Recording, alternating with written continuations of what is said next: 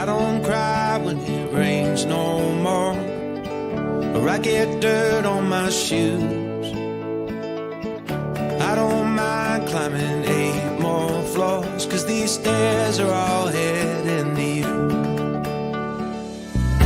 I don't wait for tomorrow's sunshine when I feel it today. But when it's cold in the dead of winter, remember that snow melts away. One more cold drink, one more roll, one more dance before the doors get closed. Please remember, enjoy the show. Let's get happy before we get old. We don't need plans or a fancy agenda. Let's just see where it goes. We got no care for the way people stare at the dust and the dirt on our clothes. Hey, my friend, we'll never say Hey, everybody, come on into the Cajun Cooking Experience, man. We got a good one tonight. My buddy Eddie Kramer, I had 2 people, Eddie Kramer and Bonnie Dufresne, bought me some tame rabbit, ready to cook. So I cut them up. I figured, man, I've been dying for this. So this is a good night to smother some rabbit. So the smothered rabbit, in the real French saying, they would say, lapin à la cocotte. That's rabbit stew. But over here, they would say lapin de tour, which is rabbit from the yard. So we're going to get some rabbit from the yard or some rabbit stew. Call it what the hell you want, but this thing's going to be good. What's up, Darren? Oh, yeah, man. What's up, Rocky? So what we're going to do is, what you want to do is take and start frying this rabbit first. You want to get a good glaze on this rabbit, let it cook a little bit, let it brown. Well, what that's going to do, it's going to build you a little flavor at the bottom of this pot. A little green meat's going to build up under here, and that's going to give us some good flavor for when we bring our onions in. All right, Lucy. Or like you say, hello. All right. So we're going to get this thing cooking, and this, believe it or not, is the most important part. Now, what I've done, I've gone ahead and I've seasoned this rabbit, okay? I put some salt and some red pepper on it. Salt I put on about 2 hours ago, and what I want to do, the main reason for that is that I wanted to draw some of the water out of the rabbit so it can help it cook quick, okay? Lucy, great picture. Thank you, baby. Everybody out there, go find that YouTube station and hit that like button and that subscribe button. So what we're going to do is just keep on smothering this down, because until we get that, this is going to, when you're building this gravy, when you're going to smother this down, this is the most important part right here. If you want a good gravy, this is going to be your most important part. What's up, Dino? What's happening over there? Look, you want your fire on high when you're doing this, okay? Make sure I got this thing turned up. You want a good high fire on here because you really want to get this thing good and brown. Now, smothered rabbit, kind of like a type of rabbit stew, really. And it goes back to the 14th century as far as rabbit stew being documented. It was actually documented in the old cookbook in the 14th century. And the title was Stewed Hare. What's Hollywood? What's up, brother? And it appeared in the English cookbook in the format of curry. That was the name of the book. And this, I'm going to show y'all something. If you look at this, and I know it's hard to read it, but the recipe is written in like that old English. I had trouble translating this thing, but it's pretty cool. It shows you that it's the original cookbook that this was written from. So this is pretty cool. And there are a lot of old cookbooks out there with that. Oh, Norris, what's going on? Thank you, brother. Man, we doing good. And we salute you back, brother. All right.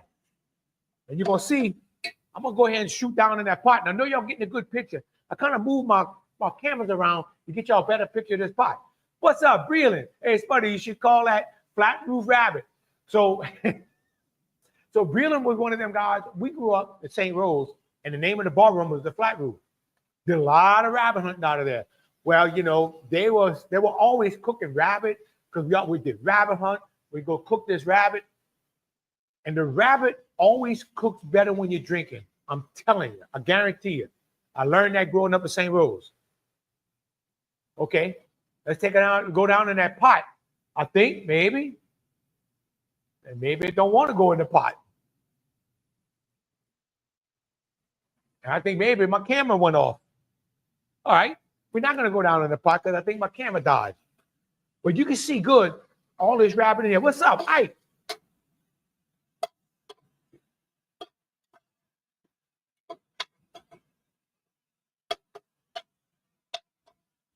And it was funny because when you grew up in St. Rose, and we rabbit hunted, my dad always had 2 dogs, did a lot of rabbit hunting, grew up doing a lot of rabbit hunting, and we always ended up at the Flat Roof.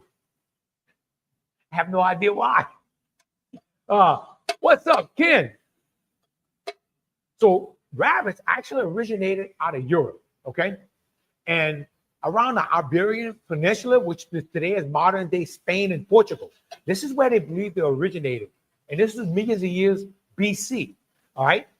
And this is where actually the wild rabbit evolved and where the old fossils, including domesticated rabbits, have actually been found in this area going back about 2 million years BC. It's been around a long time. And rabbits was something that people caught on to real quick once they could get them and because it was a good source of protein. Rabbits were a good source of protein to people and raising them in your yard. So you had the yard rabbit, what we call raising your cage, you raise them in a cage, you do crossbreeding, getting pretty furs and all that. We're gonna talk about that later. And then you have the wild rabbit. We were cooking wild rabbit right here. This would be a 2-hour show minimum. And that's if it's not an old rabbit. But these tame rabbit will taste milder than the wild rabbit, which I like. I really like the wild rabbit. But one thing I like about these, they have no BBs in them. So one of the things I hated about rabbit hunting is that when you shoot the rabbit, of course you had BBs and you never got them all out. And anybody knows if you bite down on a BB and you have fillings, it's not good. It's not good at all. Elaine, your cousin say you're watching.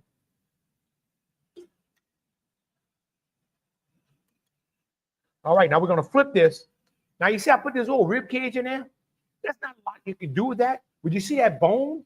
As it's going to cook in there, it's going to give the gravy a good flavor. So don't throw this away.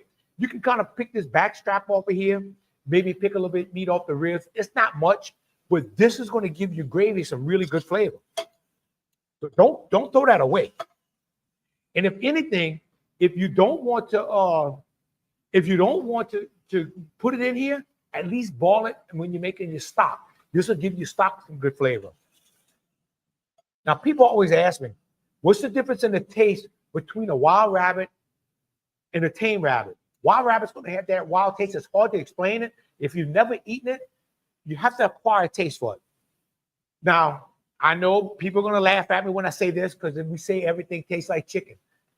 But this rabbit right here will taste more like chicken than a chicken does. It actually has a very mild flavor, kind of a sweet flavor. What's up, Alan? My wife told me I can't keep watching you. She said the food's good, but I make a mess in the kitchen. Man, sounds like a man cave, brother. Sounds like you need a man cave. That's why I cook everything over here. I haven't ate rabbit in a long time. My dad would hunt and cook them. I never cook it. So, Stephen, this wild rabbit would take a long time to cook. It would take about a 6-pack of beer. Okay? What's up, Casey? Man, AC working good, brother. I appreciate you. And my boy Casey came over here and took care of my AC today. Because I got a big group coming next Wednesday. We won't be here next Wednesday because I have a big group coming in, 43 people for the Cajun cooking experience. I had to get this place cool. When you put 43 people in here and that sun beating like it is today, the body heat coming in, you can't cool this place off with just 5 tons of air conditioning. So I wish I had my top-down camera, but we're building a good gravy in here. So this gravy is actually starting to build. We're starting to get a little stickiness. What's up, Brian? Now, one of the ways, like if you're cooking wild rabbit, and you really just don't want to stand over the pot for a long time, one of the things you can do, and I've done this when I smother stuff in this pot, especially things like turkey necks and all, I'll take this and I'll get them brown. I'm gonna show you the point that I'm going to get where I would take the whole pot and put it in the oven. Put the pot at 350 or 325. Make sure you cover it good and just let it cook. Go take your nap, because really it's almost impossible to overcook it. About every half hour, go check it, stir it around, make sure you didn't lose too much water. But rabbit does throw a good bit of water. It's about 60% water. Because you can get some of the wild rabbit. I've had them already where I've actually stood there cooking them 3 and 4 hours, and these things were still tough. That's an old rabbit. That's something that you're just not going to get tender.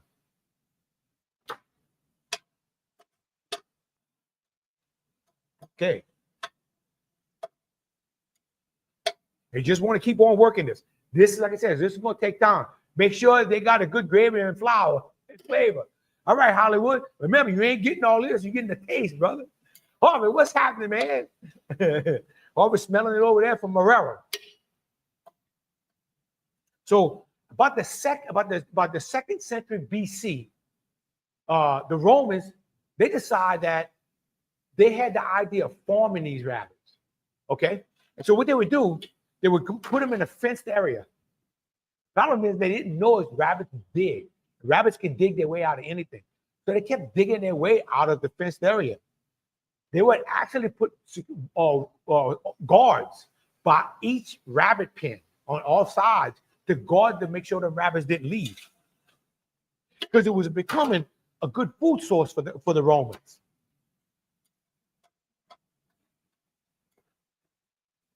And around about the 1500s, they actually used them where they kept them in captivity, started eating them more, and they also started using them, the fur. The fur of the rabbit, remember when we were young, it was like the rabbit coats and the rabbit hat. But fur, that was style. When you get like World War II, we're going to talk about it a little bit later, that rabbit fur was important. It meant you kept somebody warm. That's what that meant. All right. What if I get my camera to kick back on?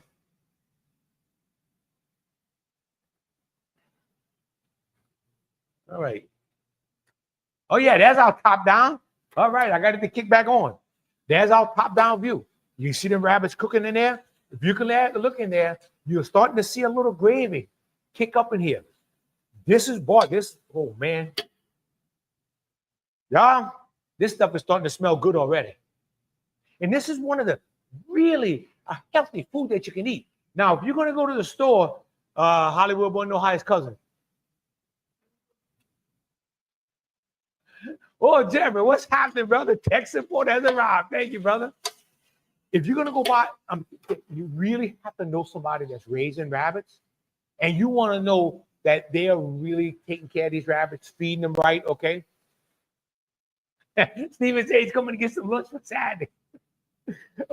You want to know that they're really raising right, getting a good feed, because don't go to a supermarket and buy rabbits. As far as raising rabbits domestically, nationwide, to sell like in supermarkets, there's not enough business for it.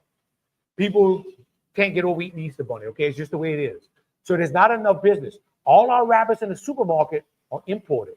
Most of them are imported from China, and they're not cheap.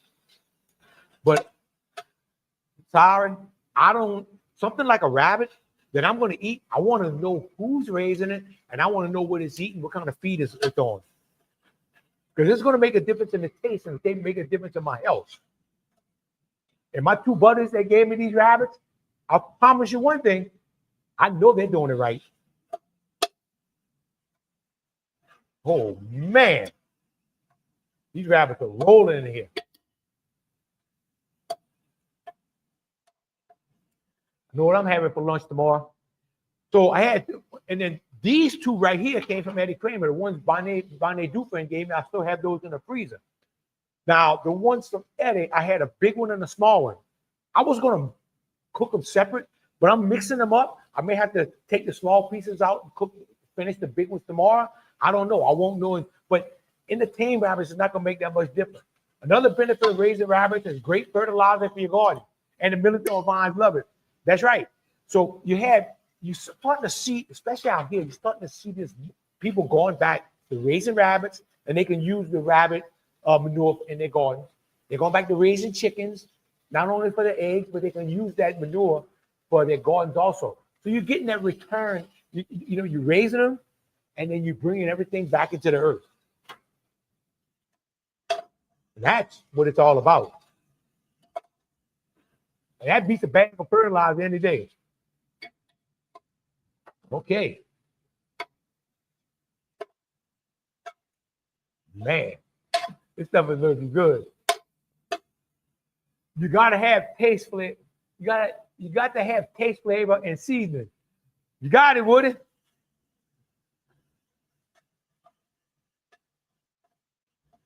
Now you can see this really starting to get brown in this pot. I know you can see it from here, from the picture I have now. You're starting to get a good brown on these rabbits, and this is what you want. Like I said, this is the most important part. Now they had a superstition way back, and I've never heard of this, and maybe some of y'all heard it, but it was like saying on the beginning of the month, of every month, saying rabbit, rabbit, or like white rabbit, or rabbit, something like that, supposedly to bring you good luck. They're not sure where this started from, and the earliest they can go back and find that is like around 1909, that this was like a tradition in different parts of the world, even in the United States, that people would at the beginning of the month wake up and say rabbit, rabbit. And it was supposed to make your wishes come true. Oh, rabbit. So Clarence Duperpay, his nickname is Rabbit. So I got all your little cousins in the pot, brother. That's all your people. And I love them.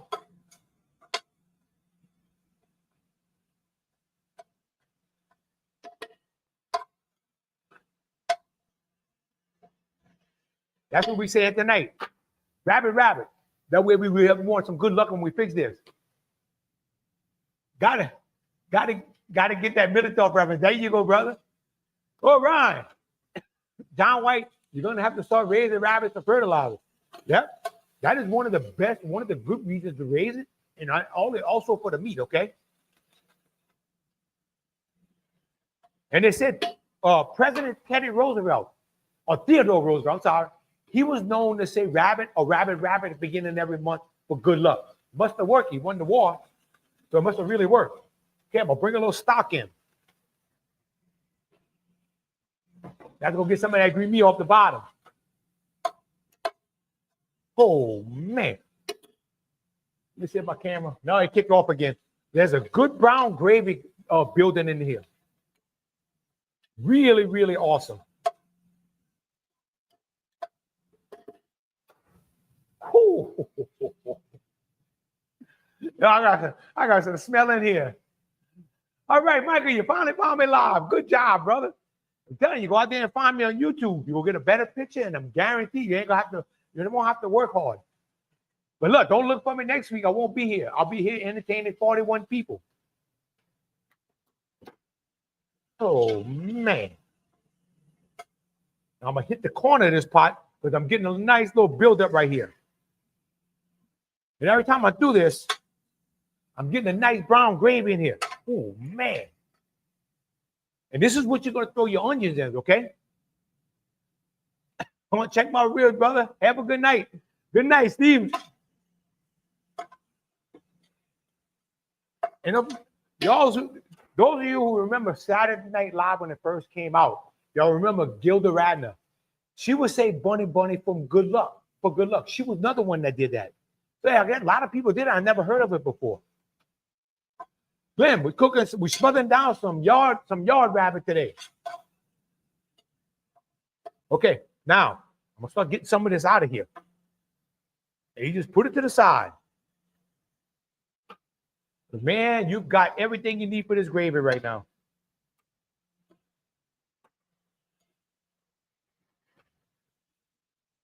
There's that old rib cage. You can see these pieces of meat. They're nice golden brown right now.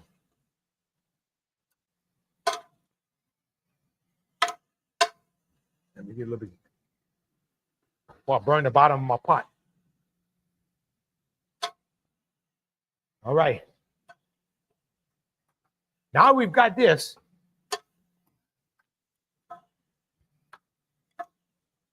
I'll make sure I get everything out of here. And look, there's some pieces like I got a part of the neck. There's no meat on it. You want to put this in here. The rainy Cajun, making us hungry, buddy. What'd you say, my brother? Oh, hell yeah. That's what I'm supposed to do. Now we're going to bring those onions in. This, where the rubber going to meet the road. All right. I'll take that. You can see them rabbits. See how brown they are? This is the key to it. Take it. And I got a splash on my glasses already.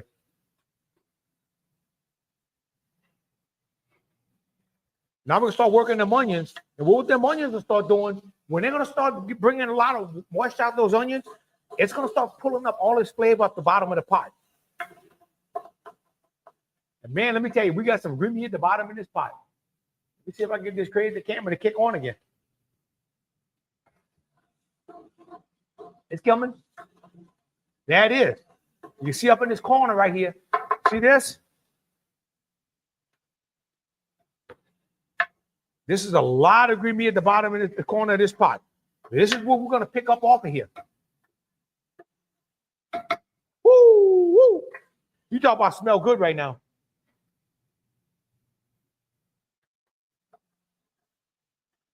Man, this is nothing but good smell right here.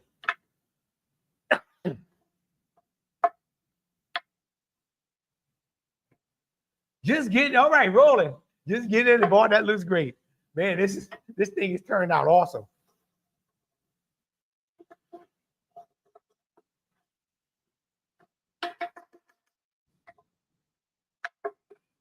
So the ancient, so you remember rabbits were always kind of talking about when talking about fertility, okay?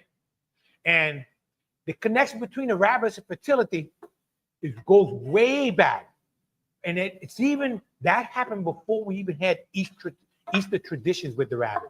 That's a long time ago. And the folklores have it that they believe that the Easter bunny actually originated from Anglo-Saxon fertility goddess. And her name was Astera. And she was associated with the spring. And the spring means new life, okay? Everything comes to life. Now, remember, this is coming from places where when you get to the spring, you've gotten out of the tundra from really cold weather. And the myth is that Astera, she was transforming a bird into a rabbit. And then that bird, when it turned into a rabbit, went around laying colored eggs for the children, linking the rabbit to fertility and spring celebrations. And next thing you know, you have the Easter bunny with Easter, with the eggs.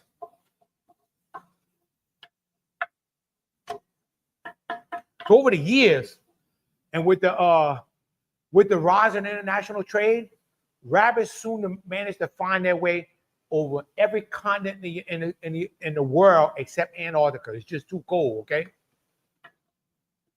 Looks like you're liking the new setup. Oh, yeah, man. Roland, I'm always experimenting with something. If I got a camera, all of a sudden went out tonight. I ain't figured that one out yet. Oh, man. This thing is slamming. And one thing about rabbits, and if you think about rabbits, they're quick breeding. They will, as soon as a doe has babies, she's ready to be bred to get pregnant again. I mean, it's that quick. It doesn't take long, and they can have multiple batches a year. Rabbits commercially raised for a laboratory medical study.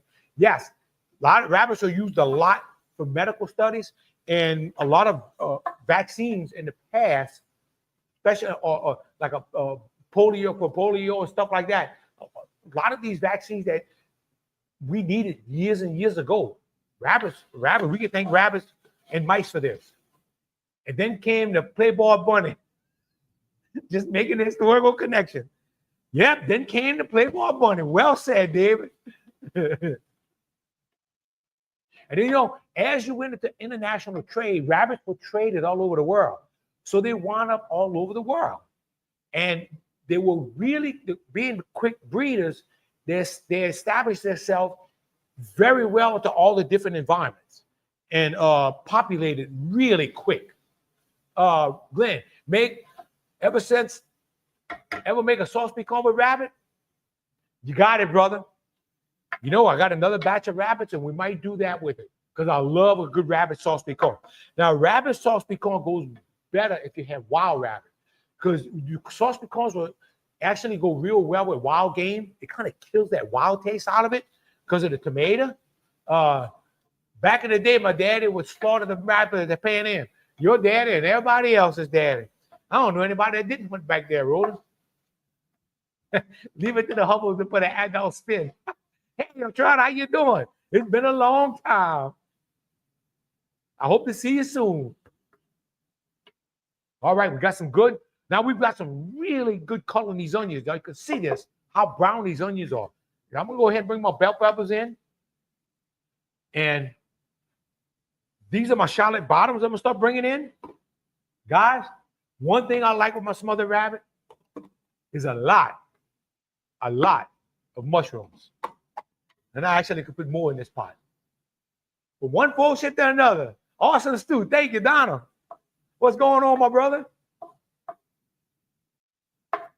So one of the things that the rabbits, now watch this. The monks, not only started domesticating rabbits, but it was a good source of meat during Lent. There was a young rabbit. It wasn't considered meat. That's why I say Lent is whatever you want it to be, depending on what part of the world that you're from. But the rabbits, and there's a monks in France that they would consider the young rabbits good source of protein for Lent. And they also use selective breeding to get various colors out these rabbits. Once they started doing selective breeding, then you started getting all the fancy like fur clothing with it. Old Doe makes good barbecue pulled rabbit sandwiches. Oh, hell yeah, Ricky. Oh, man. Yo, they got some good flavor building in this pot. I'm going to bring these celery in. Now, I cut my celery kind of big, and I wanted to do that because this is going to cook. Like, I wanted to really not cut it up fine because when I smother like rabbits, turkey neck, stuff like that, I like my celery like in big pieces. And of course, I'm bringing the garlic in. That's just a personal preference. You can do that like you want. Now, one of the things I'm going to bring in, because I want my gravy to have a little bit of smoke flavor, Rex Rabbit is French. I'll bring in some tasso. I made me a little batch of tasso this week. And man, is it good. And this is what it looked like when it came off the smoker. With this is a flat slab of smoked pork. I really believe when they're doing boucherie and all, they had to go work in the field. They would smoke these pieces. This was a good source of protein, like a pork jerky instead of a beef jerky, like you would take with you to work in the field the next day, wherever you're working. I always did believe that. This is an excellent source of protein and one hell of a good flavor. Michael said his cousin worked on the Hubble telescope.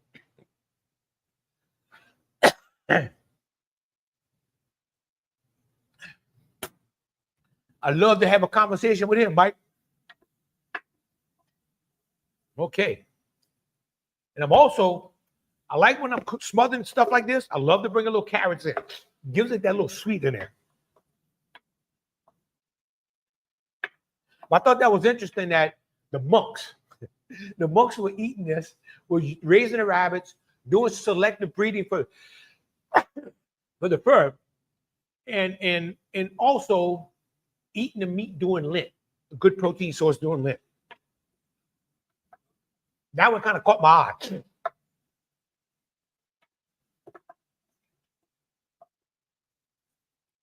Now, just keep in mind, I did season the rabbit before. Woo! Sorry about that. I got the seasoning get to me. Will, y'all gonna have some leftover for tomorrow? Man, this ain't gonna fall at all. In about 3 days, I'll eat this up. And I like these, I like cooking stuff like this because it's good sources of protein for me. Rabbit is very high in protein. A 3-ounce serving of rabbit is something like 28 grams of protein. Very, very high. And that's the tame rabbit. I don't even know what the wild rabbit is. It'd be more. Ooh, man, I got some seasoning flying in the air. Do you salt brine the rabbits? I don't, Darren. That's a good idea if you want to do that for wild rabbits. That's a good idea. I don't do it with the tame rabbits because I can get them to season pretty good. But a wild rabbit that you're going to smoke or one you have to cook a long time, salt brine is not a bad thing. You just got to be careful that you're not going to watch when you're cooking it, that how you season your food.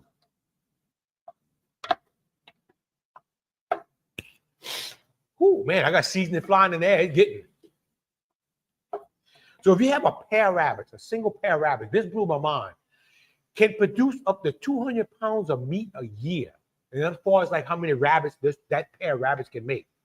So that tells you how many rabbits a couple, a male, a buck and a doe can put out in the whole year.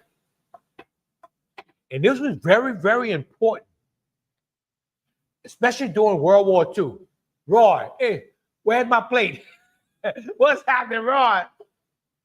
You raise your own rabbits? Will, I don't. I have friends around here that raise rabbits, and I was fortunate enough that they bought me some rabbits. But some of them, you can find people that sell them. And believe me, whatever they're charging, it's not enough because it's expensive to raise rabbits. And then you have to kill it and clean it and cut them up. It's a time-consuming process. So if somebody's charging you $15 for a rabbit, you're getting a bargain. Trust me. They're actually worth more than that. And if you go in the store, those coming in from China, and they're big, huge rabbits, those things, they'll sell for $20, $30 a piece right now.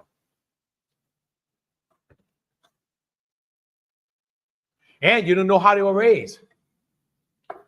So during World War II, one thing that was happening in World War II, meat was in short supply. So the government was asking everybody, federal government said, hey, we need y'all to grow victory gardens.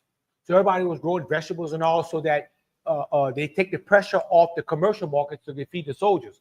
Another thing they asked them to do is cut back on beef and pork. So they had one of the sources of protein, and they pushed it was to raise rabbits, not only for the meat, but also for the fur.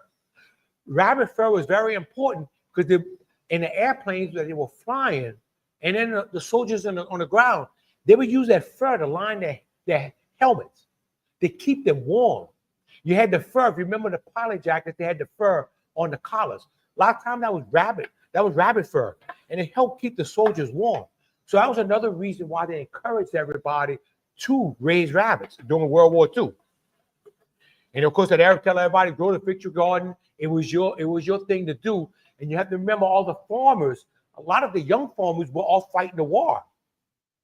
And rabbits, you can make a lot of rabbits in a year. Hogs, you can make a lot of hogs. But cows, beef meat, cow has a cow. That's a little bit tougher turnaround.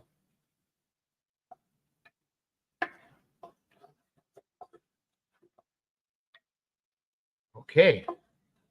Man, we got this thing going. All right, we got a good little fire going under here. Now I've got my bar ready. Now, before we bring the rabbits back in, I got everything nice, really good and brown. And let me see if this camera's going to cooperate again. I have to keep turning it on. Nope, it's not. I'm going to bring a little flour in here. What this flour is going to do, and this is 1/4 cup. It's going to help me build my gravy. It's kind of like making a little roux in here. Now, if you want to make a roux and add it, you could. It's not a big deal. But this is right here. This is going to help you build your gravy. And you want to let that cook in there, kind of let that flour stick to the bottom. Now, what I did, I made sure I cooked all the moisture out before I added that flour. And you want, like I said, you want it to stick to the bottom a little bit. Well, it smells good, and it's going to taste even better. Okay. I'll bring a touch more flour in. That's where I want it, right there in the bottom of that pot. I can brown a little bit. Have you done a demonstration of cooking rabbit and no one do it? I haven't done it, David. It's a good idea, though. Tonight, we're just done really with the tasso. And what people don't realize, the tasso, it actually is the meat that I use for the tasso. It's the exact same meat I use to make my own do it. It's the cushion meat. Except that now it's just thick slabs of meat that I'm going to smoke on a smoker, and I don't have to fight the casing and all when I'm going to cook with it. But it's highly seasoned. So you have to remember that when you're cooking something. Works really well in beans. It works well if you're going to cook like greens. Man, this stuff works really, really well. Okay, now I'm getting a nice little stick to the bottom of this with this flour. Smoked rabbit gumbo is awesome. We're going to do that one night too, Roland. I got a bunch of smoked rabbits in the freezer, and I got to cook that for the guys on Thursday night because they've been dying for that smoked rabbit gumbo. Another thing, another smoked gumbo, wild gumbo, is smoked coon. And I actually sometimes like to mix them together. All right. Now, this is going to start building my gravy. And this is where you want to get all this. Do you sell a tasso? I will start selling it in the fall, right? I'm just making it right now for myself. Once we get to the fall season, when we reopen, I definitely will start selling that tasso. It's not a big seller over here where I'm at, but I'm going to make it because I'm just going to keep it basically for me and anybody else that wants to buy it. I mean, I have the meat. And what I like about it is that you know, you're not grinding the meat, you're not chopping that meat. I'm just cutting into thick slabs, so it's very tasty. It doesn't take a lot of that. In fact, it takes hardly any processing at all. Cool, man. Now I'm building a really nice gravy. Really trying to get this camera to kick on. Yep, it's coming. Okay, there it is. If you look in here, I've got a really nice gravy down here in this pot. A lot of colors, which is what I really like about this. I'm going to throw a little bit of shallots in. And one of the things I'm going to do now is something I do when I smother, like turkey necks and all. I'll bring some big pieces of onions in. And what this is going to do is make like, I guess like smothered onion rings in it. All right?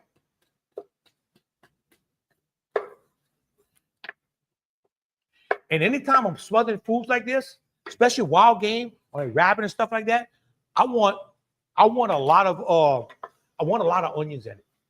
I love a lot of vegetables, especially the onions. Okay. Now we're getting a nice gravy in here. Now it's time to start bringing our rabbit back. Uh-oh. I got one that got away. And you can see the rabbit got a really nice brown color to it. This is your key to it. And I've got this pan here that this rabbit's been sitting on. Man. Don't let that flavor go to waste. What's up, Baron? What's happening, my brother? Don't let this stuff go to waste. One of them lapel jump out the pot.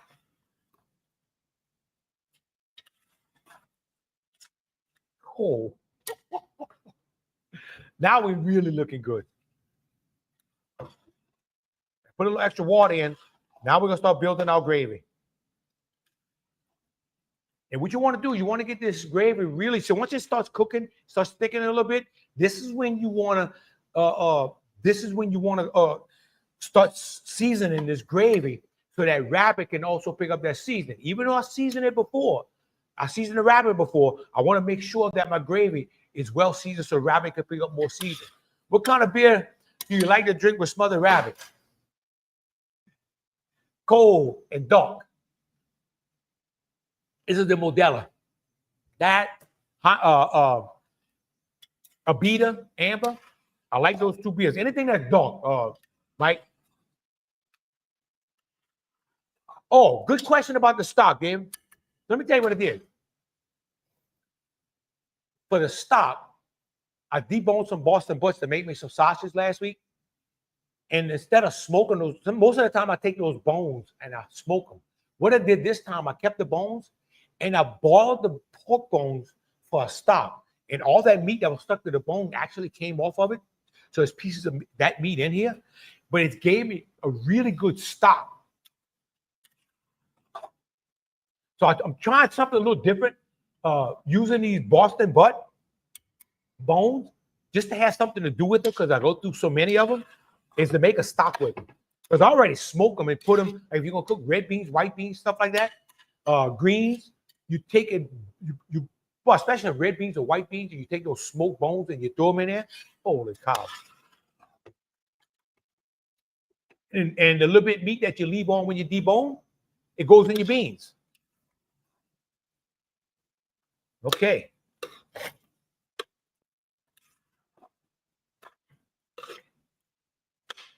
Oh, yeah. Now this is going to start cooking. So this is the part where you're just going to let it cook now. Okay. Now, one of the things that I didn't realize, I knew rabbits can see good. I knew rabbits can hear good. But rabbits have the big eyes. You see the rabbit with the big eyes? They have almost a 360 vision. I didn't realize that. Only place that a rabbit can't see is in front of his nose. That's the only place a rabbit can't see. That's why when they go and they always got their nose twitching, that means they sense danger. And also they have to touch the food with their nose to see if it's edible. It's the only place they can't see. But they basically see 360, which is amazing. I like the order some tasso. I like that in my ham, shrimp, corn soup. Oh, hell yeah, Glenn. Okay. Just whenever we're on a show, just ask me if I have it yet. Because I'm about to get some more meat in and I'll make some more. And what I do, I use cushion meat and I use some really good cushion meat. I don't want any fat on my tasso at all. So I really make sure that it's expensive cushion meat, but one thing about it, it's high quality. It's no fat on it, no exterior fat. So you're not worried. I don't want the fat on my tasso.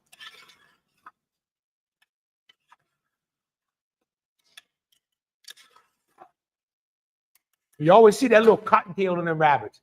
The rabbits actually use that tail. They signal danger and communicate with other rabbits.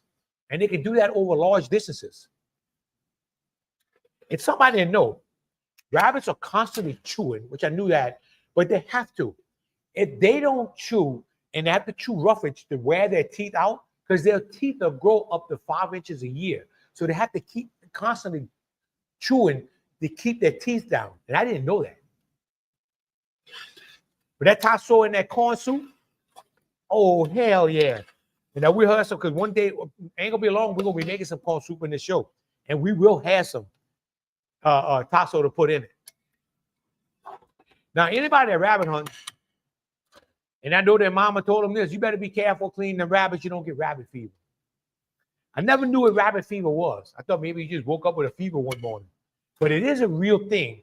And it's something you get that is transmitted from the rabbit, and the rabbit gets it from ticks. It's a bacteria called I'm gonna try to say this, tularemia.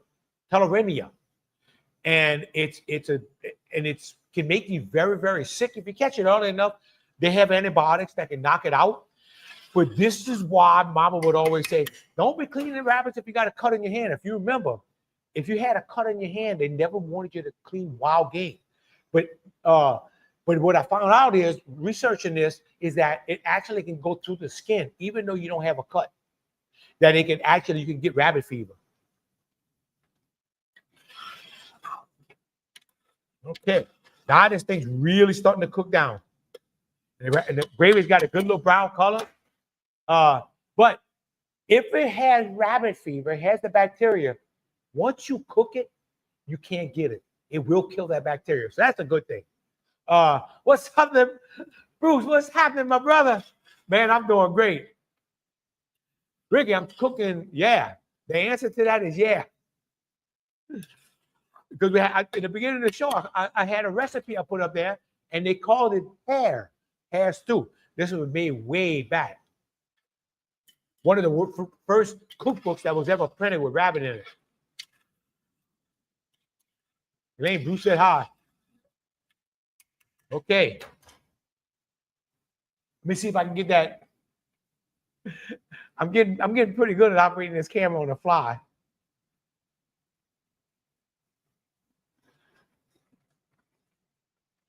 All right, here we go. There you go. Now you can see the nice gravy I have in here. And all that gravy was from taking my time. Mike, that's a good question. So Mike's asking, where can you buy rabbit? And as I said earlier, you can buy that in the supermarket. Those are going to be imported rabbits. Those rabbits are going to come from China probably. And just look on that package good. If you're going to buy tame rabbits, you're going to have to know somebody raising them. Because on the commercial market, you know, if it goes in the commercial market, it's got to go through USDA inspection and all that. The market's just not big enough to go through all that. You can't make any money in it. I need longer arms. I just need to be taller, Darren. And David said he's seen it at Rouse. David, have you seen the domestic or have you seen those that are imported? Every time I've gone to Rouse's anywhere else, everything's been imported. Go to the feed store, they know where to buy it. Yeah. So if you go to good, there you go, Ricky. So if you go to your local feed store, that's where people go buy the feed for their rabbits. They'll know who's raising them. A lot of people raise it for themselves and they don't sell them, but if you got somebody you know, they may help you out. What they'll do, they'll sell them to help pay for their feed because the feed's gotten expensive. Okay, now we're gonna start tasting this gravy. Back in the day, if we killed one with a whoop in the neck, we would throw it away. A worm in the neck, I wrote. Yeah. So anything that you pick up that has something odd about it, yeah, you definitely throw it away because you wouldn't eat that rabbit.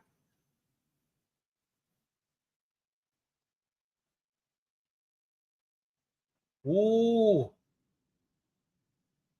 What is gravy? Go bring a little salt in this gravy. Got enough pecan. Gotta help my cane farmer buddies out. Put a little sugar in it. Give it some sugar loving. Then rabbits go through cycles. So one thing about rabbits, you'll have a place that has plenty of rabbits. There's something that happens. It can become overpopulated. It can have lately coyotes has been in trouble. And first thing you know, you don't see them anymore. Back in the 70s, it was something they were spraying on the soybeans, I believe, that really did a number on the rabbits, but then they came back. And I can't remember what it was. So it could be so many things. They have a really delicate environment, but right now they're very plentiful. Just a few years ago, it was hard to find wild rabbits. So they do go through cycles. And if you know anything, that with any wild game, if they get overpopulated, disease sets into the herd and it will wipe it out. Nature takes care of itself. They start running out of feed, nature will take care of that. Okay.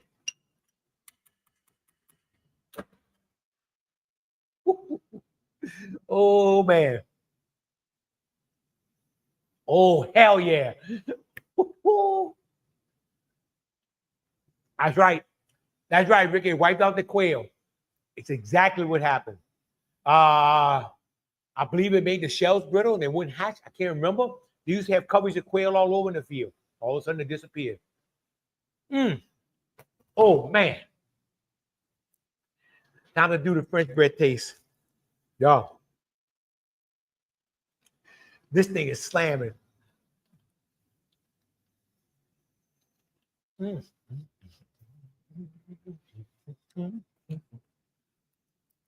excuse me, I'm in my own little world over here.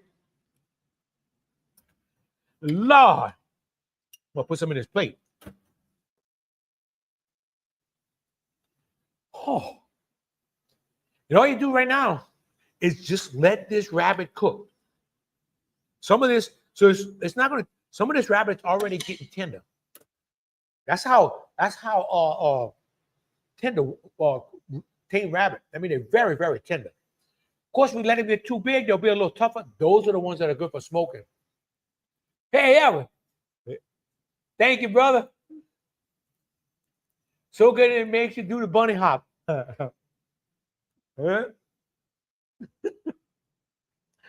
Man. Shit.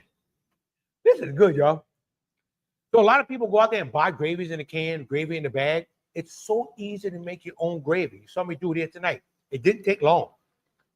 But to make a good gravy, you have to have something sticking to this pot. And this is your key to it. And a lot of onions. So now, and this is what you want the gravy for when you eat this rabbit. I'm going to add some more water in here, but first, I'm going to just bring this gravy over some rice. And I'll find me a little small piece in here. I got one of the front legs I'm looking for. There we go. But this is what this would look like. And this is what you do. You eat over rice. Buddy, you ever put shrimp in your butter beef? Oh, hell yeah. Oh, come on. So it would take too long to do it on the show, but shrimp and that tassels and butter beans will knock your socks out, really. I won't eat butter beans if they don't have shrimp in it. I mean, it's that good. Now, you saw I added a little bit more water. I brought some more stock in. Ryan said he's smelling it in Omaha. So what's going to do is you bring this stock in, it's going to cook out. And this is what you want it to do. You want to let it cook out, let this reduce, and thicken up your gravy again. And then if you needed to stretch it, something you could do, you also can do, is bring a little cornstarch in. Well, yeah, Kenneth. Oh, I got some mushrooms here. I don't have any wild ones, but I got some mushrooms. But if you want to bring me some wild ones, Kenneth, man, look, we'll cook a mushroom and don't do a stew one night. Okay. Now, celery I put in, it's starting to get tender already. This is the gravy over rice.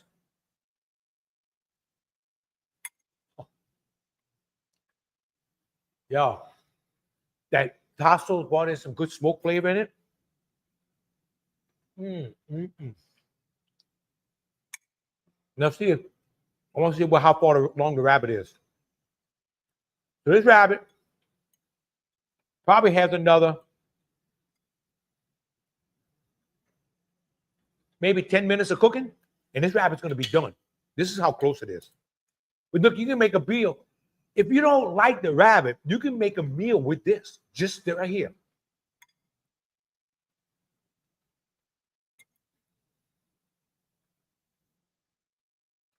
What I have to do, Glenn, one night is start a pot of butter beans. I have one halfway cooked. Get one started, kind of show how to start it up. But then pull the other one in. But by the time they add the shrimp in. But shrimp and butter beans is a game changer, dude. And what we used to do, because we grew up in the river, we had river shrimp for that.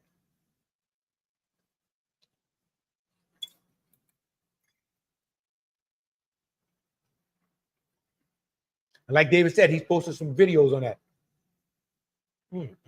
Y'all. Damn, this is good. So what I'm going to do now, I'm just going to let this cook. And I'm not going to keep y'all looking at it all night, but this is what you would do. Now, right now, what I told you, you can actually take this pot, put a cover on it, put it in the oven. Put it in the oven at 325, let it go for about another hour. This would be perfect.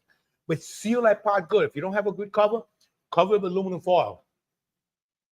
Put a real good seal on it and just let it steam in there. Man, this rabbit is falling off the bone, and that's what you want. You want it really, really tender. And I find that cooking it in the oven is just a good way of doing it. It's a good calm way of doing it. It's just like really slow cooking it, and it comes out very good. I do turkey necks a lot like that because turkey necks take a long time. They take a lot of time. But you do the same thing and then let them go for about an hour and a half in the oven. Oh, Glenn, This is not only good, it's badass, dude. So remember I was saying this rabbit is very, very, very healthy. Look, 3 ounces of rabbit. It's only got 147 calories. It's got 28 grams of protein. It also has 3 grams of fat. It's loaded with potassium, B12, iron. It's actually considered healthier than chicken. Now, think about that. It's actually considered healthier than chicken. And I believe that. And the tame rabbit's basically white meat. Wild rabbit would be more dark meat. That's a badass pot. But Mike, this is a 19-quart pot, if I remember right. And if I was going to cook a jambalaya in here, I can cook 9 pounds of rice, or pastalaya. I can squeeze 10 pounds of pasta in here, but it actually works better with 7. If I put 7 pounds in here, I actually have to back off on the meat. But this is a badass pot. One of my better pots that I have. Huh? There we go. Getting a little slide going on with that pot. Now I'm gonna check around on the meat,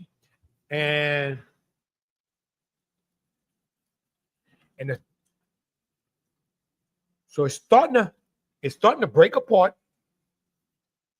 It's actually starting to break apart a little bit. I'm starting to get my fork through it. So this is not far. So I'm gonna let this keep on cooking. But y'all, get a good rabbit. I spied the French bread. Oh, wait a minute. You must have missed that one, man. I didn't dip so much with this French bread. Hell, I think I hurt my back. Oh, man, it just got better, bro. It just got better. It just got a whole lot better. So this is how you do it. You get your tame rabbit, take your time. This is going to actually taste better than trying to smother a chicken. Chicken that be done already. The chickens are raised today. They hurry up and they put them out real young. The chicken would have been finished falling apart. Trying to get that brown of the chicken is really hard to do because the chickens are so young coming to the market. You almost need a hen to do what I'm doing here. But this rabbit gives you time to brown it. And this is what's going to give you a good flavor. So besides that, y'all, about another 10 minutes, this will be ready. And I'm going to sit down and eat me a little bit of rabbit. But next week, remember, I will not be here. And one of the things, if I can get my little mouse working over here, is be sure to go out to that YouTube channel and give me a little like and subscribe on there. Because what I'm trying to do actually is build that YouTube channel. People like y'all, spread the word. Give me some help on that. And you'll get a better picture. You'll have better quality of live feed as I do it, okay? All right, y'all. Thank y'all so much. We're going to see y'all in 2 weeks. Unless something happens, we'll see y'all in 2 weeks. I have no idea what I'm going to cook yet. But y'all have a great week. Love y'all. God bless y'all. And thank y'all for coming.